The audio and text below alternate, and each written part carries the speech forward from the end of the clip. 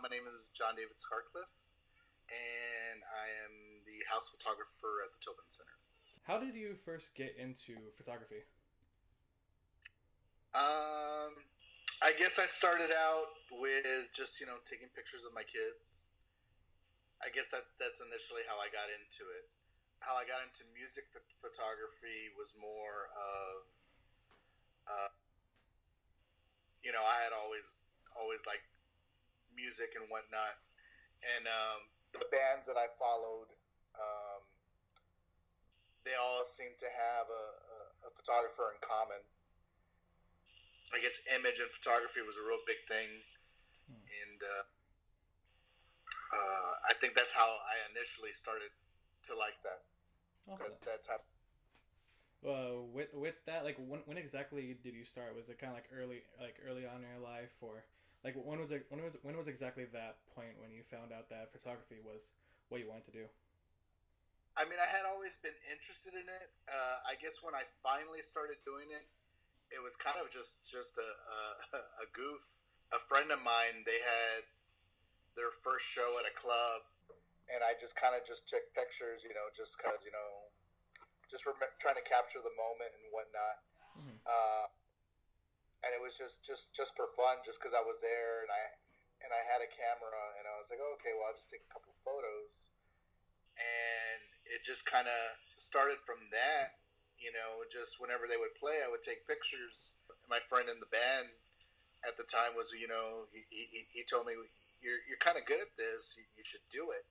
And I never even really gave it a second thought. It was like, oh, well, I'll try it and see what happens. And it just kind of started from that. I never went to school for it. So I just researched and needed to see what kind of lenses I needed and what kind of equipment I needed to do that type of photography. Just knowing that, because I listened to bands like Depeche Mode and The Cure, and all those bands had, at one time or another, did work with a photographer named Anton Corbin, and he pretty much defined that era of music. He was the man that, whether it was live photography, band stills or whatnot, he was it. Would you say you kind of like try to go outside those boundaries a lot, or like do you mostly kind of stay to where like the music scene is? I venture out a little bit, just for personal stuff, Mm-hmm. but I mainly like just The music scene. the music scene. I've done weddings, I've done portraits. I don't get me wrong, I like that, but the whole thing with music photography, you never know what you're going to get, Mm-hmm. And you have such a limited time to shoot. It's very quick, so you got to be very fast when it comes to trying to get your shot, Yeah. because you're very on time. I remember that feeling when we did the job at Maverick, and Yes. being being in the crowd and just trying to take those moments. And I remember this one photo that I took where it was like this burst of confetti coming out and all these hands like reaching up and just all almost in celebration. And that one photo, that's the feeling I got too, where it was such a cool thing to capture, but it was only that one moment you could get. So another question, you say you work for the Tobin, you're the photographer for the Tobin. How exactly did that come about to be? You know, it it was very hard to get in there, and when I finally did get an opportunity to get in there, I actually didn't go through the Tobin, because I had been trying to find contacts through the Tobin, and I wasn't having any luck, and I actually had to go through a band called Erasure. At that time, what I would do is I would try to look up tour managers, record labels. That's my son trying to come in. But basically, what I would do prior to, because I've worked for some promoters, and I've worked for some venues, and when I wasn't doing that, what I would do is just try to find connections.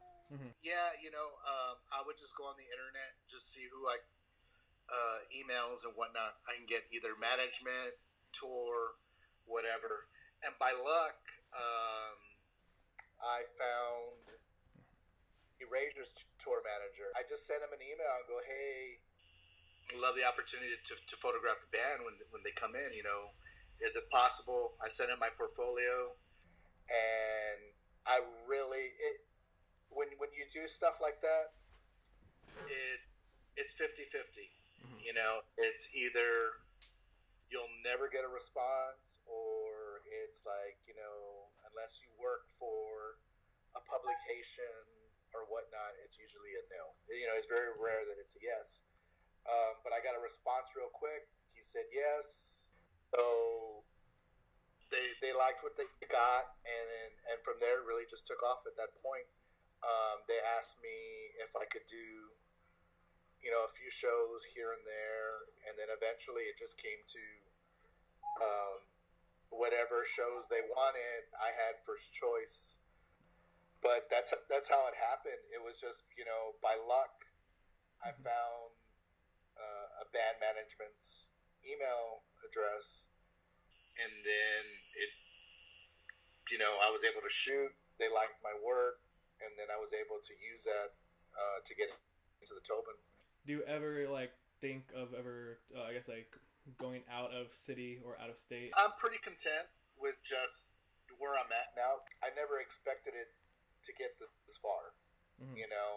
It's still fun, and it's always been about the fun and liking it. As soon as it becomes work, I don't know. And that's kind of, I've toyed around with the idea of publication work, but then the biggest thing for me that I have an issue with is just having to submit my photos for somebody else to edit. I don't know how I feel about that. I mean, I have a deadline per se, but I'm pretty much my own boss as far as that goes. And with publications, I've talked to some photographers. It seems like work, and I don't want it. I don't want it to be work. I don't know. I guess the final question I want to ask is, with any other kind of photographers trying to get their work out there, or just like trying to do this for a living, what kind of advice would you give to an up and coming photographer? Be confident in your craft, because at the end of the day, it really is just art, so it's subjective. Mm-hmm. You can't really say somebody is better than somebody else, because it's just their perception and how they captured it. And I guess don't try to be like somebody else. Like that's the one cool thing that I guess that I can say is that, at least with my work, it looks like, to me, it doesn't look like any of my influences at all. Mm-hmm. I've been able to create my own, I don't know if it's style or whatnot, but just I guess my own thing. I don't know. Mm-hmm. But there's, I mean, just be confident. Every now and then you'll run into a know-it-all. Those are the ones that don't seem to know what they're doing. So just be confident in yourself, and you're gonna screw up.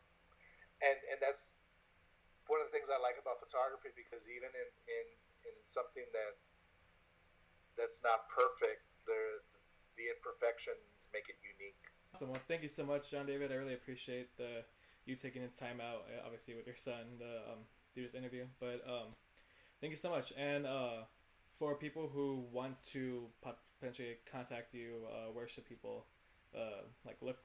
Scarcliffphotography.com, and they can just send me a message through my website. If whether it's photo sessions, or that's the other thing too, I get a lot of photographers that'll just hit me up and go, hey, how do you do this, how do you do that? And I'm more than happy, because I got here to where I'm at because a lot of people helped me out, and a lot of people gave me a chance. Yeah. So I'm more than happy to do the same for others. As photographers, we all gotta stick together. kind of a community because everybody's doing their own thing, and some people are in town, some people aren't, but it's a real close knit community, and it's just fun. Thank you so much, John David. I appreciate it, and hope I'll be looking forward to seeing your work the next time to come. All right. All right. Thank you so much, John David. Appreciate it.